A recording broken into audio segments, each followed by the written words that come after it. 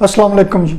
Real and apparent wait, जनाब वाली wait वो फोर्स है जिस फोर्स से ज़मीन किसी शय को अपने सेंटर की तरफ अट्रैक्ट करती है। ठीक है जी, फोर्स है वेट। तो रियल वेट का मतलब क्या हुआ? ये जो अभी बताया गया है यही रियल वेट है, वेट ही रियल वेट है। असल वेट, हकीकी वज़न, ज़मीन जिस फोर्स से किसी शय को अपने सेंटर की तरफ अट्रैक्ट करती है, खींचती है, वही वेट है और वही रियल वेट है। एपेरेंट, अपीयर होने वाला, ज़ाहरी वज़न, कहते हैं क्वाकब, कुछ नज़र आते हैं, कुछ देते हैं धोखा, ये बाजीगर खुला। रियली कुछ और है, रियलिटी कुछ और है, एपरेंटली कुछ और है, असल में कुछ और है, नज़र कुछ और आता है। एपरेंट वेट, ज़ाहरी वज़न। तो टॉपिक है जी आज का हमारा हकीकी और ज़ाहरी वज़न। ज़ाहरी वज़न जो ज़ाहर होता है, जो अपीयर होता है, जो किसी ख़ास सिचुएशन में सामने आता है। आप असल में कुछ और हैं, किसी के सामने आप कुछ और होते हैं। जब आप किसी घर मेहमान जाते हैं, वहाँ पे आप बड़े अच्छे, नेक, शरीफ, मुअद्दब बच्चे बन के बैठे होते हैं, अपने घर में आपने ऊधम मचाया हुआ होता है। तो वो जो वहाँ पे आप किसी और के पास बैठे हैं, वो एपेरेंट सिचुएशन है, वो आप ज़ाहर हैं, वो असल नहीं है।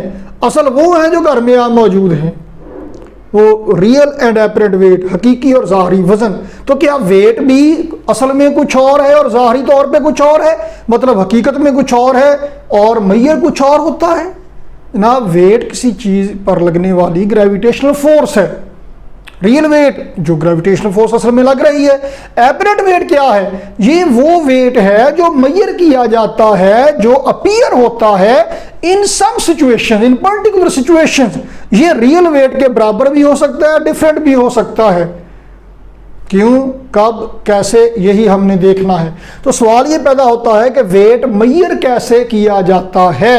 वेट W=mg, मैथ तो फिक्स है, कांस्टेंट है। वेट मैयर किया जाता है बेटा जी स्प्रिंग बैलेंस की मदद से। तो आइए दिखाते हैं जनाब आपको। ये है जी स्प्रिंग बैलेंस और ये है वेट जिसको हमने मेजर करना है। ये देखिए जनाब, ये 2 बट्टे हैं, ये स्टैंड है, ये 250 ग्राम का पाइया का, ये बट्टा भी पाइया का है, ये इसमें पाइया समझते हैं ना, पाओ। ये देखिएगा स्प्रिंग को अलोंगेट करेगा, स्प्रिंग की लंबाई में इजाफा करेगा। तो जब आप एक बट्टा निकाल लेंगे इसमें से तो यहाँ तक है, देखिए ये पॉइंटर है जो बताएगा कि रीडिंग कितनी है। एक और बट्टा यहाँ पे लगाएंगे तो रीडिंग और तरह पला हो जाए। ये देखें, तो जनाब ऐसा करते हैं कि मैं पहले निशान लगा लूँ यहाँ पे। ये है जनाब स्केल, इस पे दर्जा बंदी की होगी। ए यहाँ पे पॉइंटर, ए ऐसे है जनाब पॉइंटर। तो ये फिलहाल तो वेट है जनाब, फोर्स है 0 न्यूटन। उसके बाद नीचे को जनाब कैलिब्रेशन करते जाएंगे इसकी, 1 2 3 4 5 6 7। मैं कोई एग्जैक्ट नहीं कर रहा, बस रैंडमली ही निशान लगा रहा हूँ। तो जनाब वाली आप देखें जी, ये 0 पे था अभी, अब बट्टा लटका दिया जनाब, लो जी इतना हो गया जी वेट। तो जनाब ये जो वेट मैयर किया जाता है स्प्रिंग बैलेंस की मदद से, ये एपेरेंट वेट है। ये क्या है? एपेरेंट वेट है। तो रियल वेट की डेफिनेशन क्या है? The gravitational pull of earth upon any object is called its weight, is called its real weight, while apparent weight क्या है? The weight of any object measured by spring balance is called apparent weight. It can be equal to real weight of object or it can be different. It may or may not equal to real weight. ये real weight के बराबर भी हो सकता है, different भी हो सकता है। तो आज की इस वीडियो में, इस लेक्चर में हमने डिस्कस करना है कि कब रियल वेट और एपरेंट वेट बराबर होंगे और कब रियल वेट और एपरेंट वेट डिफरेंट होंगे जनाब। तो जनाब वाली कार्रवाई शुरू करते हैं। हम 4 केसेस हमने डिस्कस करना है, देखते हैं क्या सूरत हाल है। पहला केस देखिएगा जरा के जनाब वाली, हमने कैलिब्रेशन कर लेना होती है।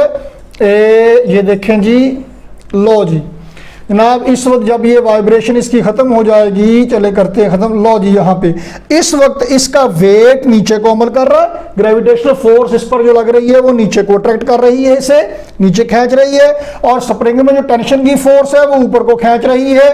तो जनाब सूरत हाल कुछ यूं है कि इस वक्त ये पॉइंटर है और ये बट्टा इसके साथ लटकाया हुआ है। इसका वेट अमल कर रहा है नीचे को और टेंशन अमल कर रही है ऊपर को। अगर ये स्टेबल है, अगर ये इक्विलिब्रियम में है, ना ऊपर को जा रहा है नीचे को जा रहा है, तो इसका मतलब ये है कि ये इक्विलिब्रियम में है। नेट फोर्स इक्वल टू 0 है। अपवर्ड फोर्स है टेंशन की, डाउनवर्ड फोर्स है वेट की। ऊपर वाली फोर्स को पॉजिटिव, नीचे को नेगेटिव कहें।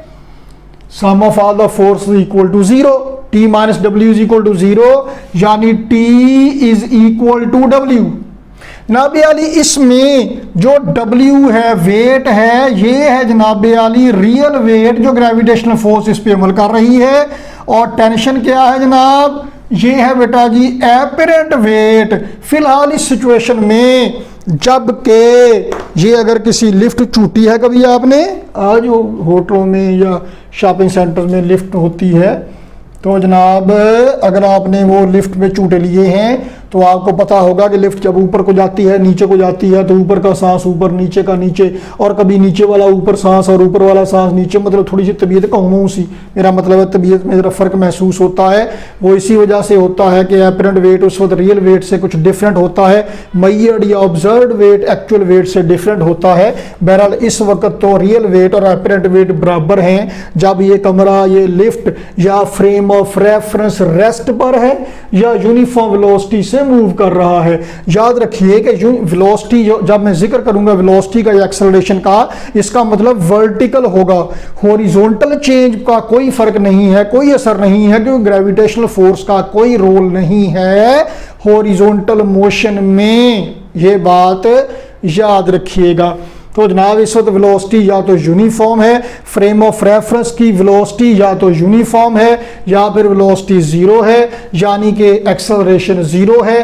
देखें जी, ये है resultant force. Resultant force, total force is equal to 0। तो टोटल फोर्स, नेट फोर्स 0 का मतलब है फिजिकल टू ma। मैथ तो 0 नहीं है, इसका मतलब है कि acceleration is equal to 0। Acceleration 0 का मतलब है कि वेलोसिटी या तो 0 है या फिर यूनिफॉर्म है। तो जब आप इस किसी ऐसे फ्रेम ऑफ रेफरेंस में है जो कि या तो रेस्ट पे है या फिर वर्टिकली मूव कर रहा है यूनिफॉर्म वेलोसिटी से ऊपर को या नीचे को, तब रियल और एपरेंट वेट बराबर होंगे। मतलब इसका सिंपल ज़बान में ये है कि तब जितना असल में वेट है आप किसी भी इंस्ट्रूमेंट से मेजर कर लें उतना ही मेजर होगा। कोई इशू नहीं है, कोई फर्क नहीं है, कोई डिफरेंस नहीं है। तो उस वक्त रियल और एपरेंट वेट बराबर हैं, जबकि एक्सेलरेशन 0 है। वर्टिकल हॉरिजॉन्टल एक्सेलरेशन से वेट का कोई रोल नहीं है, कोई चेंज नहीं आएगी, कोई फर्क नहीं पड़ेगा। तो जनाब अब हम चलते हैं आगे, केस 2। तो जनाब अब हम एक दफ़ा ऊपर को एक्सेलरेट करेंगे, फिर नीचे को एक्सेलरेट करेंगे। 2 केस ये हो जाएंगे, तीसरा ये है। चौथा स्पेशल केस देखिए क्या होगा। व्हेन लिफ्ट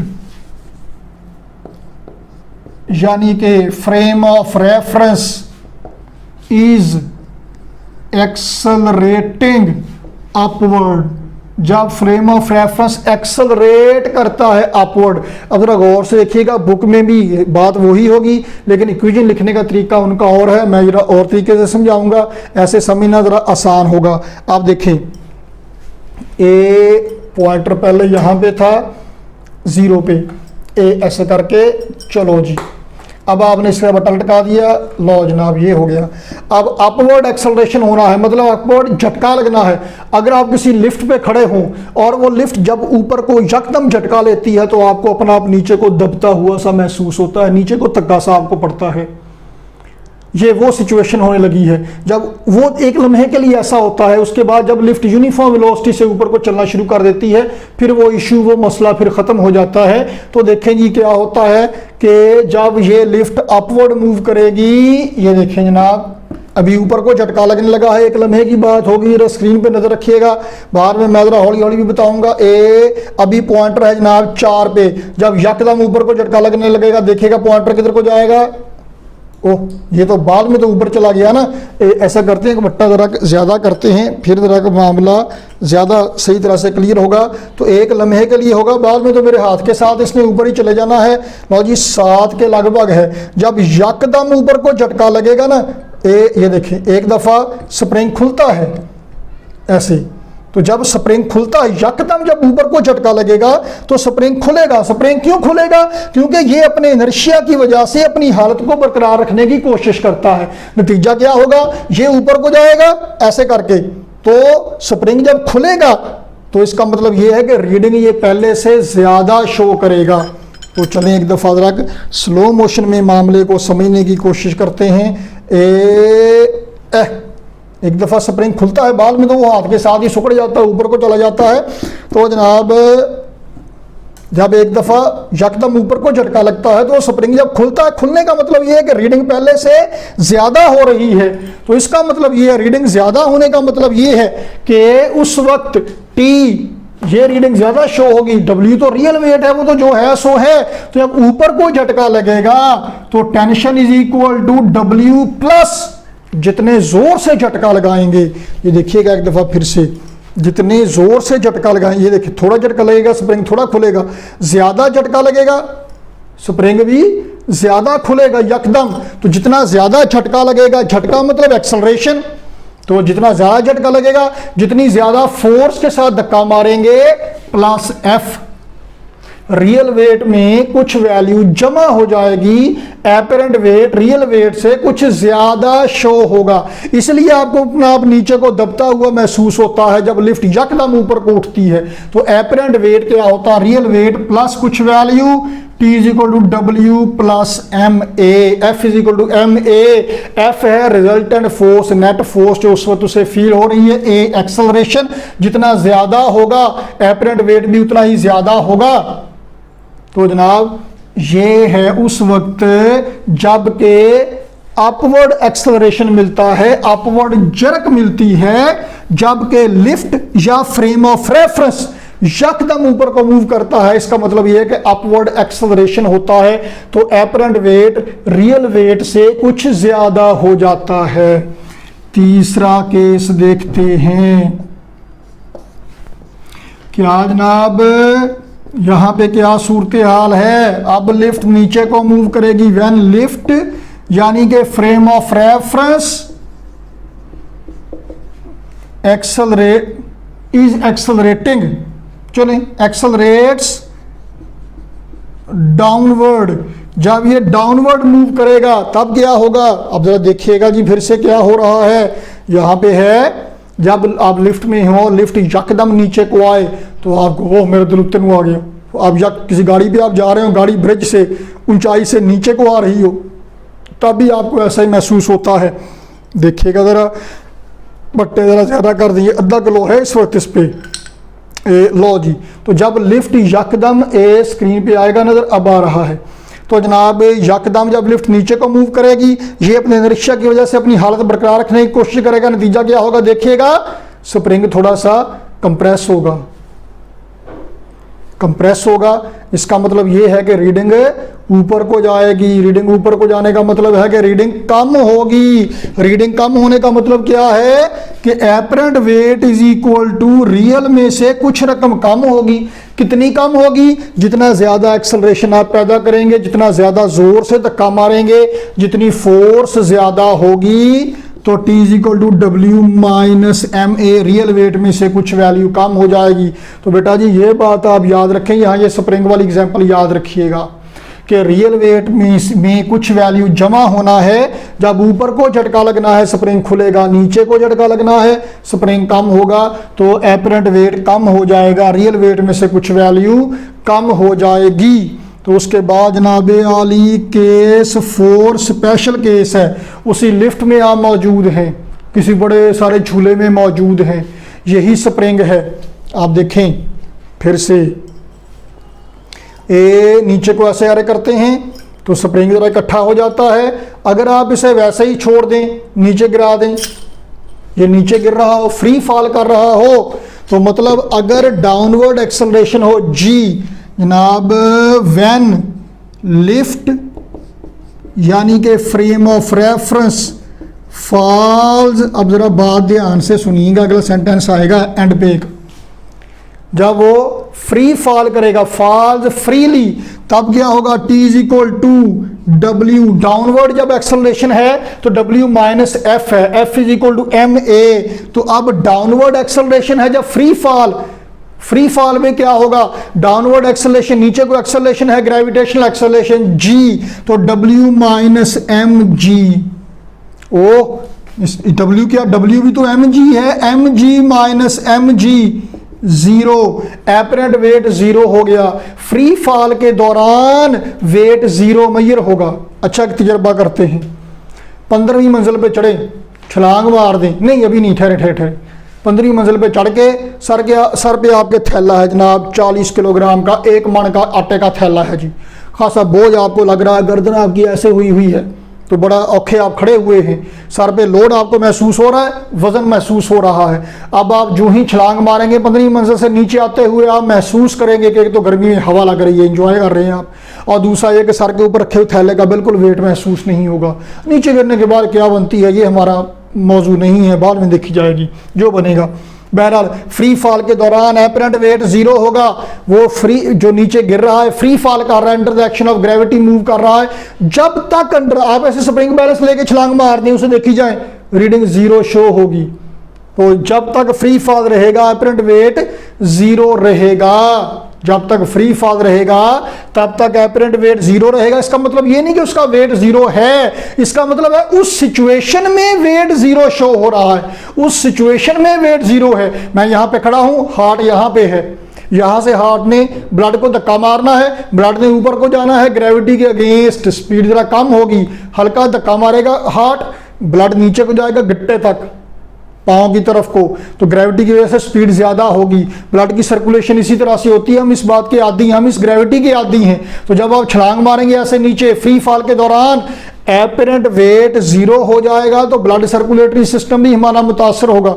वैसे तो ये खैर कुछ सेकंड की ही बात होगी, लेकिन ज्यादा देर तक ऐसा काम होगा। सैटेलाइट में यही होता है, हम अगली वीडियो में डिस्कस करने वाले हैं इसे। तो फ्री फॉल के दौरान एपरेंट वेट जीरो होता है। तो बेटा जी अब एक बात बड़ी ही मजेदार मैं लिखने लगा हूं यहां पे, वो देखिएगा कि every system, free fall system, मैंने फ्री फॉल ही लिखा, मैं कुछ और लिखने लगा हूं, मतलब वही है। एवरी सिस्टम फॉलिंग या moving under gravity, under gravity मतलब हर वो सिस्टम जो ग्रेविटी की वजह से मूव कर रहा है, जो फ्री फॉल कर रहा है, is called gravity free system. है ना मजे की बात। एवरी सिस्टम, हर वो ऑब्जेक्ट, पार्टिकल, हर वो सिस्टम जो ग्रेविटी की वजह से मूव कर रहा है, गिर रहा है, ये देखें ये ग्रेविटी की वजह से गिर रहा है, ये ग्रेविटी फ्री सिस्टम कहलाता है। क्यों? ग्रेविटी फ्री, ग्रेविटी है वेट, उसका वेट जीरो है उस सिचुएशन में, एपरेंट वेट जीरो है। अगर कोई शायद डाउनवर्ड मूव करती है विद एन एक्सेलरेशन ऑफ जी, तो जब तक उसका एक्सेलरेशन जी है तब तक आप अगर मैयर करेंगे तो उसका वेट जीरो शो होगा। किसी भी इंस्ट्रूमेंट से आप मैयर करेंगे तो वेट जीरो शो होगा। इसी वजह से इसे कहते हैं ग्रेविटी फ्री सिस्टम कहते हैं। एवरी सिस्टम मूविंग या फॉलिंग अंडर ग्रेविटी या every free falling system is called gravity free system. Justify कीजिए, एक्सप्लेन कीजिए, आप क्या कहेंगे, ये एग्जांपल देंगे ये वाली कि जो कि फ्री फॉल के दौरान apparent weight must be equal to zero, apparent weight is equal to zero, तो इसीलिए उसे ग्रेविटी फ्री सिस्टम कहा जाता है। इसका असर क्या होता है, अभी मैंने कहा कि चूंकि उस सिचुएशन के दौरान हमारा वेट जीरो होगा तो हमारा ब्लड सर्कुलेटरी सिस्टम मुतासर होगा।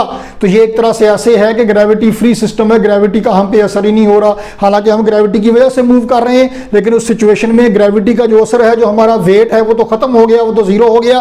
तो ये ग्रेविटी फ्री सिस्टम कहलाता है। हर सैटेलाइट में यही सूरत हाल होती है।